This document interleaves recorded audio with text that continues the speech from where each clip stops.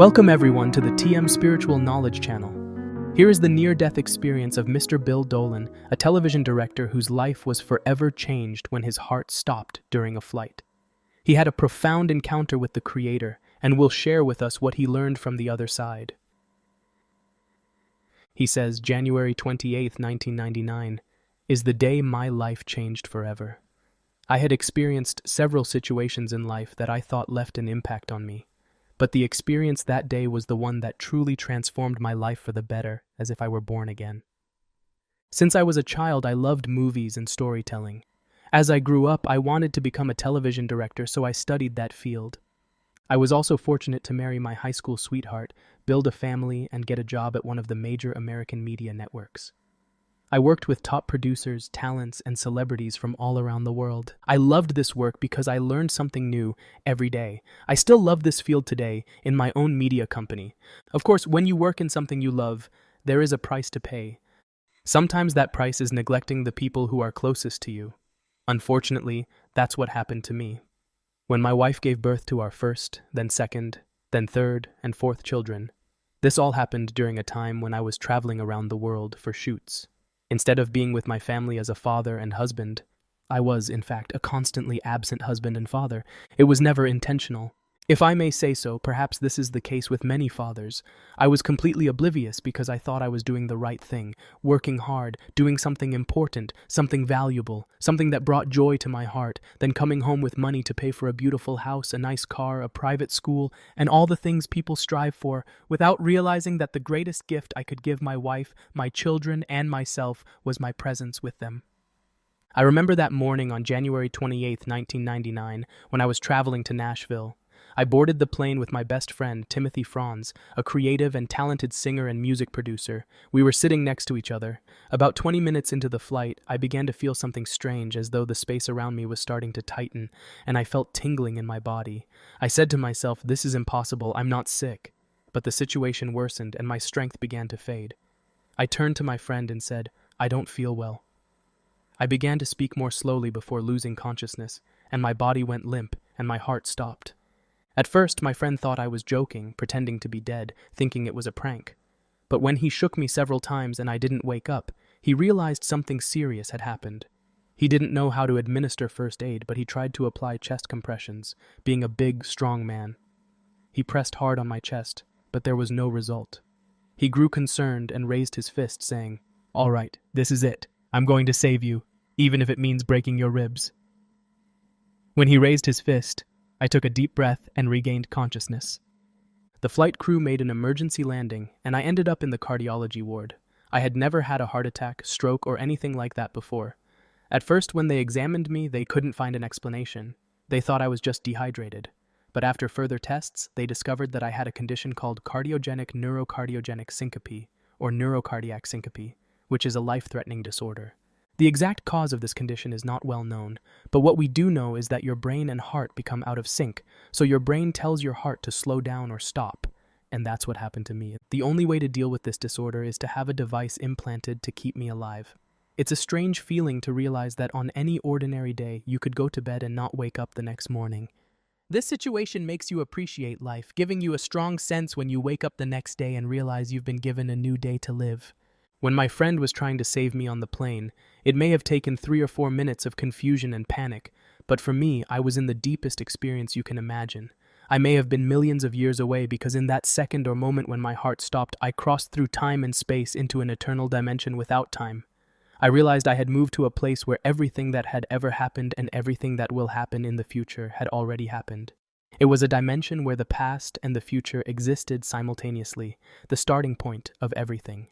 In an ancient time where there was only the Creator, it was a deep revelation, and without a doubt, the most powerful thing I experienced was meeting God. Before I tell you about my encounter with God, I'd like to share my background, especially my childhood. When I was young, my father suffered from a terrible illness that caused him constant pain, and this made him act violently toward those around him. He directed all his anger at the people closest to him, and I was one of them. I endured verbal and physical abuse, and it was difficult to bear. Perhaps this is why I have a fearful perception of God, shaped by what I experienced through domineering and abusive fatherhood. But if someone were to ask me, "Does God love you?" I would say yes. Does God care about you? I would say yes. Do you love God? I would answer yes, I love God. Because I grew up in a somewhat religious household, but if I were asked secretly if I would like to meet God face to face, I would say no. I'm not sure if I could bear seeing him. I don't want to be struck with terror by the Creator. I was certain that if I met God, he would point his finger at me and say, "You have failed. You have let me down. You never reached your goals. I am angry with you." But it was destined for me to have this encounter with the Creator.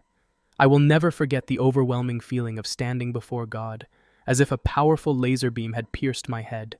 And suddenly I understood things I had never understood before, and I felt sensations I had never felt. I surrendered completely to him, and I was immersed in absolute love. It wasn't the human kind of love where we say to each other, "I love you, I will treat you kindly." No, I was in the presence of the source of love itself. I stood before the origin of love, an overwhelming force of love that consumed me completely. I tried to look around and wondered, is there an end to this, and how far will it go? In truth, God was infinite. His energy, love, and presence were deep and eternal, with no beginning or end, and he loved me and loved us all without limits. It wasn't like what I had read about in other people's near-death experiences, where they talk about a paradise filled with flowers or hearing the voices of angels. When my heart stopped, it felt as though I literally shifted from the dimension of time and space into a realm of eternity and infinity. I wasn't in heaven, and I didn't see any angels. There was nothing of that sort. Without any prelude or even a greeting from angels, I suddenly found myself in the presence of God, at a point before the beginning of anything. I didn't meet any other beings, nor did I see any worlds. There was only the Creator, and that was all that mattered. Then it was time to return. Only then did I pass through the tunnel on my journey back. It was as if every scene of my life had been broken into tiny pieces like a puzzle, and it was swirling around me in the form of a tornado. I watched my life scene by scene through that tunnel, and then I returned. I wish everyone could experience death and then come back, because it would change their narrow perspective on life. The most important thing I learned is that your life is a gift. The air you breathe is a gift, and sometimes I feel that I don't deserve it. These gifts in life are not random. There are things expected of you. They are blessings given to us because there is a strong divine purpose behind them. And just because you don't know the purpose doesn't mean it doesn't exist. Life will push you in the direction of that purpose. We must be patient. We are on a journey to learn and discover what we can achieve as creative beings, while at the same time enjoying and celebrating life, without forgetting that there is a purpose behind our existence, even if we don't realize it yet. Another surprising piece of information is that the Creator of the universe does not just know you and show you kindness, but the Creator is in love with you, deeply in love with your being. He shares all your hopes and dreams, sheds tears with you during moments of sorrow when despair overwhelms you, and feels the times when you are in doubt and anxiety, asking questions. He has been with you and close to you from the very beginning, throughout your life, and in every moment. Even now, many years later, not a day goes by that I don't remember how powerful and deep that experience was. I was fortunate to have it, and I continue to learn new things and lessons about God since that day. I assure you that the Creator has never neglected or forgotten you. He loves you immensely, is your greatest supporter, and rejoices in every success you achieve. Know also that your life has meaning, and it is for a purpose. And if you truly trust in God's existence and want to return to stand proudly in His presence, you must pass through difficulties, disappointments, and victories as well. If you have benefited from this episode, please don't hesitate to like it. Thank you for your kind follow-up. See you next time.